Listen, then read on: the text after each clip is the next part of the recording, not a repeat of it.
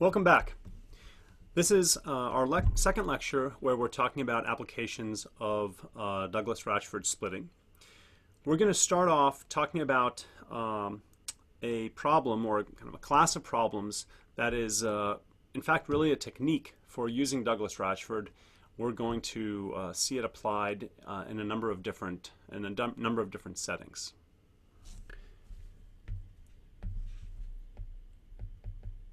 I'm minimizing a function f of x, and I know that x lies in a subspace.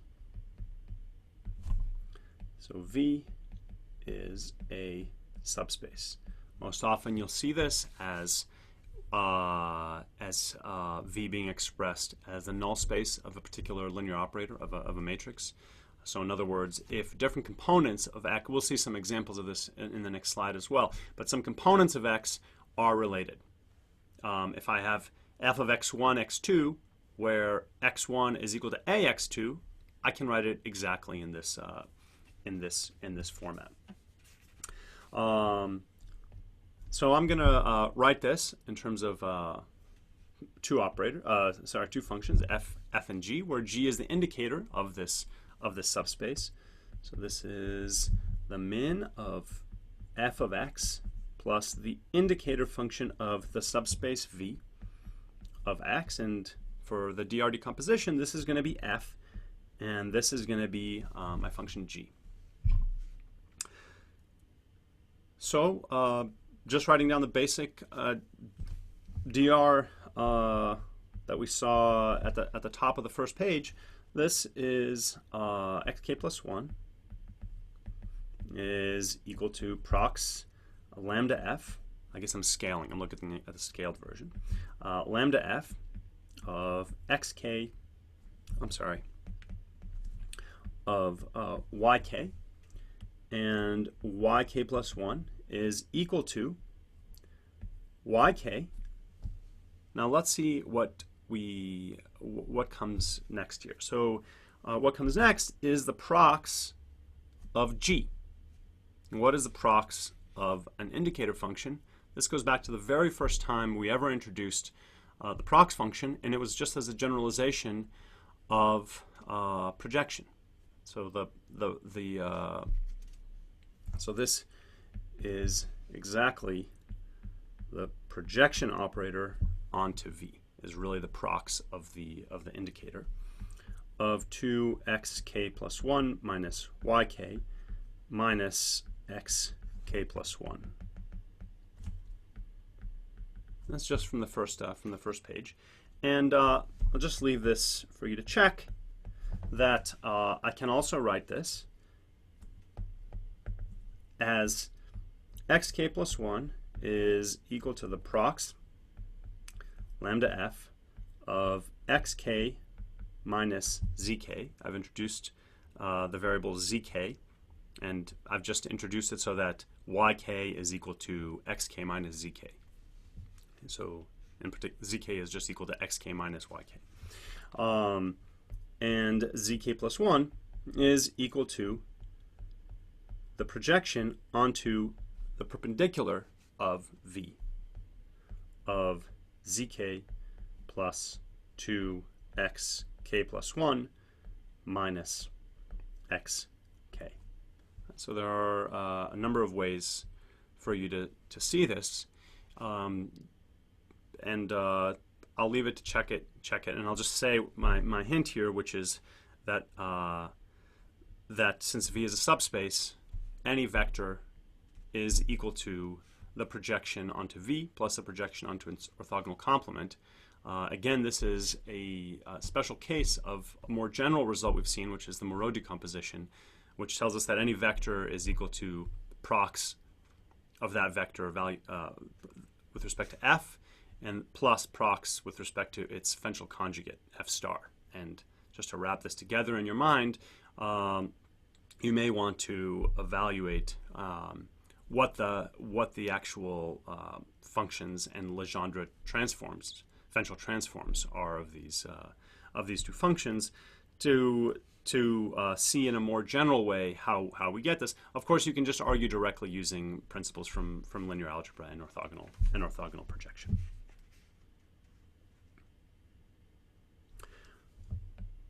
Okay, so this is going to be useful for us. And again, let's evaluate the computation here. We've got a prox with respect to f, and then we just have a projection. And projection is multiplication by a linear operator. And as we'll see in some examples, that may involve solving a linear system. In other words, there might be some inversion there. But I'll leave. We'll get to some examples of this. But I do want you to check that. So that is what the computation is that is involved in these steps. So we're basically, yeah, I'll leave it at that, and let's just see some examples. So let's look at what has essentially been one of our canonical motivating examples. We're not yet going to go into duality. Minimizing f1 of x plus f2 of ax, where f1 and f2 have easy prox operators.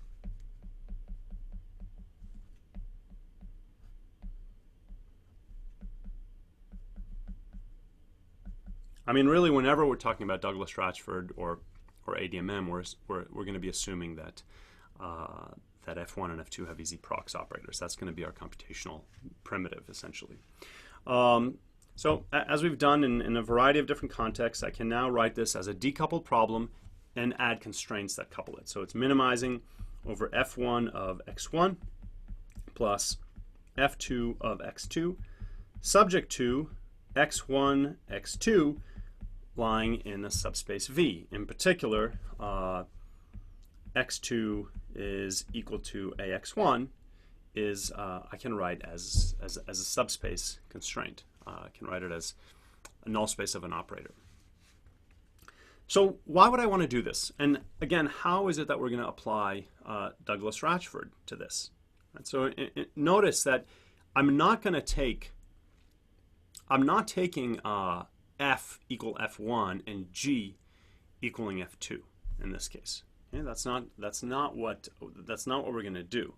I'm going to have to take, because Douglas-Rachford is only talking about two operators. We haven't looked at generalizations of that to splitting of many. We're just looking at two operators. So in the context of Douglas-Rachford, I have to put this in the format of the previous problem. So let's just look back there. What we had minimizing a single function, not a function that decouples, subject to a subspace constraint. Yes, and that's what we have now. So so my single function is going to be f1 plus f2. But because it's f1 of x1 plus f2 of x2, the advantage here is that the prox of f1 plus f2 is in fact easy. It decouples. Note that in general, if f1 has an easy prox and f2 has an easy prox, that doesn't necessarily mean that the prox of the sum is easy. So again, for Douglas-Rachford, we'll let f equal f1 plus f2. I'm being sloppy here because the whole key is that it's f of x1, x2 equals f1 of x1 plus f2 of x2. And g is going to be the indicator function of v, just like on the previous page. So I'm going to have, again, the two operators that are splitting is going to be prox f, not f1 or f2, but prox f and prox g. Prox g, again, is going to be just this projection onto v or its orthogonal complement, as we saw. And prox of f is now going to decouple. So this is a good idea because, again, I'll leave this for you to check that prox lambda f is separable. And now, again, to bring it one step closer, and I want you to do this so that you know exactly what it is. What is this projection onto v? this is projection onto V is not a primitive that you can write into in Python if you're programming it, whereas matrix multiplication is. So my point here is that projection onto V is a linear operator. So I want you to find, in other words, just multiplication by a matrix. So I want you to find out what that matrix is. So write it down. Again, the theme of this entire lecture is make sure that you can write down these updates explicitly. So, I mean, except for prox lambda f, I haven't told you what that is. And so again, we'll see that the two things that we need are projection and prox. So update x using prox of f, which is separable into prox of f1, prox of f2 separately, and then I'll need to update a linear to solve a linear equation to get this this projection operator. Let's continue on and write down the same idea, but for explicitly separable functions. Min sum from j equals 1 to n of fj of xj plus sum of something that's going to now couple all these variables. The sum of m ai1, sorry, ai1. It's I1, not I subscript 1. X1 plus ain xn. We can, let's look at the dual. The dual is minus, we've seen this many times now, j equals 1 to n of fj star of minus a1j transpose z1 minus a mj zj minus the sum of gi star z zi. And this is a sum from I equals 1 to m. So if we assume that fj are strongly convex, then fj star is smooth. So we could run proxgrad. So if fj star is smooth, again, and that'll happen if each fj in the primal is strongly convex, and G has an easy prox, then we can use dual proximal gradient. And if we do this, the updates are, I update x hat, xj by solving a, again, this is the gradient step in the dual before I apply the prox operator, so this is just a Lagrangian.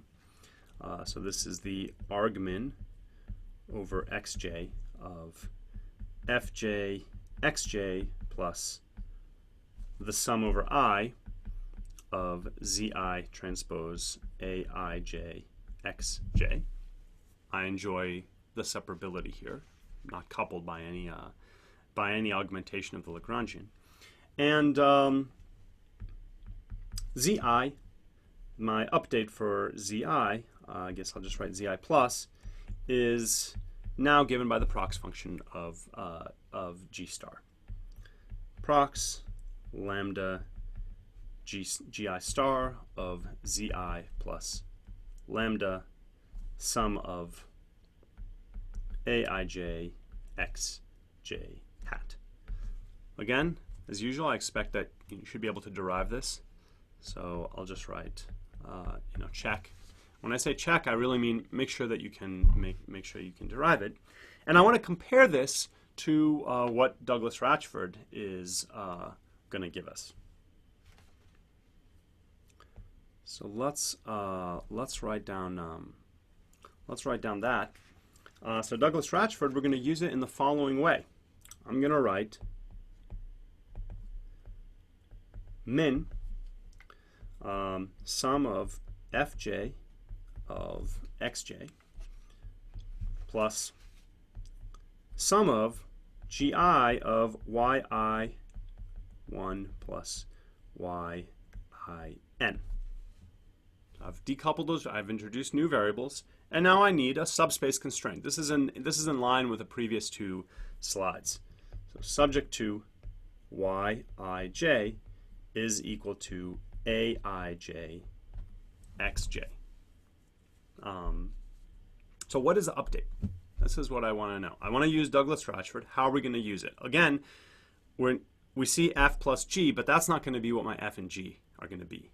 Just like in the previous slide, f is going to be both terms, and then g is going to be the indicator of the subspace. So we're going to use f is equal to the sum of fj plus the sum of gi. And again, the advantage here for us is that even though I need to take now the sum of the procs, because they all have different variables, those proxes, and again, this is something I want you to make sure that you're comfortable with, all of those prox functions, the prox of f decomposes and can be calculated separately as the prox of the individual ones. This is relatively simple. It doesn't even require much manipulation to demonstrate this, but when I say it, I want to make sure that you understand why, because it is the design principle of how are we going to use Douglas-Rachford. We see here that there's flexibility when we want to use one of these splitting algorithms. It's not there's not just one way to do it. So right. So what I would like for you to do is write down what is prox f, and again show it decomposes.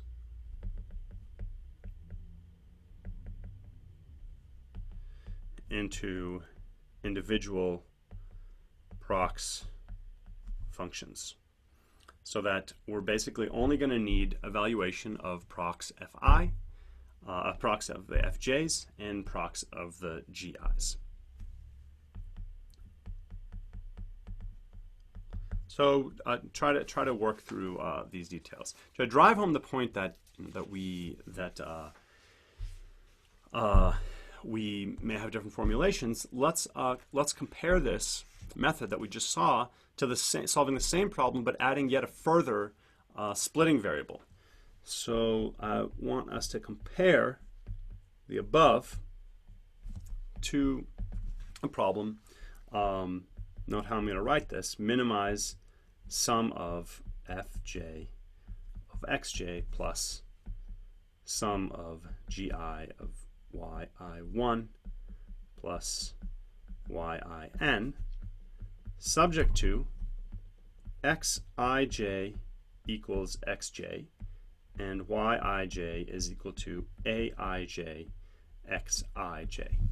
So when we first look at it, I'm really not doing anything. I'm just introducing basically these variables, but it leads to a different version of Douglas-Rachford.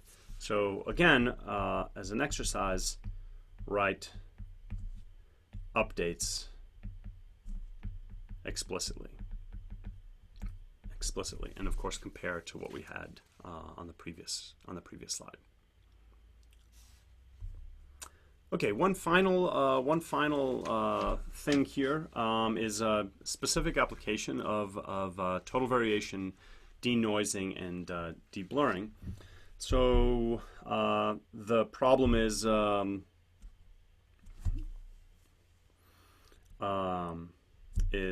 we get a B is a blurred and noisy image, and we want to denoise it. One algorithm for doing this is using total variation. It also assumes we know what the blurring kernel is. So this amounts to solving the problem, or one version of this is solving the problem K is the blurring matrix, X is what I'm solving for. So X is the unblurred image minus B. Right? This makes sense because B is the blurred image, K is the blurring kernel. I'm trying to find X that blurs to look as much as B, like B as possible. And I'm going to add a regularizer that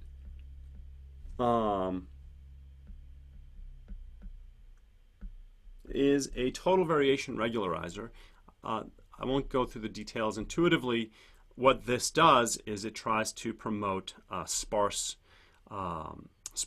boundaries. And the way it does this is D is essentially the discrete gradient, so it subtracts pixels from their neighbors to the horizontally and vertically, and then it forms a big matrix, and it essentially is doing something like an L1 norm on top of all of those to encourage that vector of all of those differences to be sparse, which means that very few pixels are sitting on a boundary where their neighboring pixels take very different values.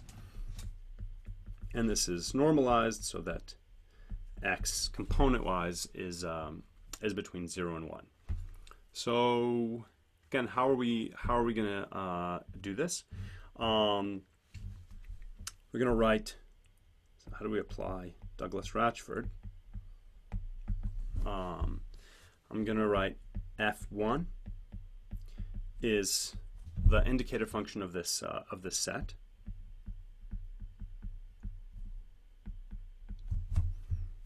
And F2 of UV is going to be the rest. And then I'm going to have a subspace constraint. So again, to say the same thing for, I guess, the third time slide now, I want if my function is decouples, as I'm about to write.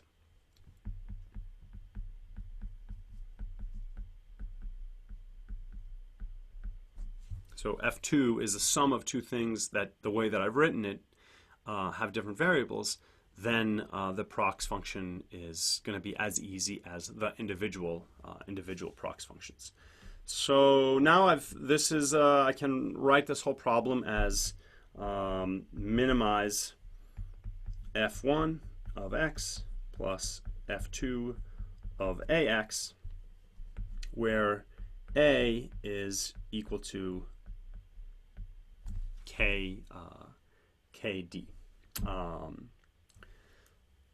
So again, even though we've basically seen this in the previous slides, I'd like for you to just go through this and write down find the explicit updates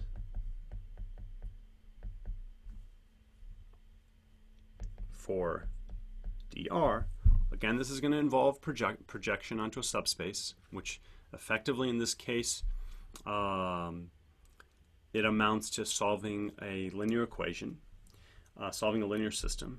And as an optional exercise, of course everything is optional, but I guess I'm calling it optional because it relates less integrally to exactly the theme of these lectures, is that show that solving the linear system that arises can be done faster by FFT. Again, the outline of why this is true basically just has to do with the structure of the convolution operator and the fact that the convolution operator, if you want to solve a linear equation with something that's a circulant matrix, you can do that much faster.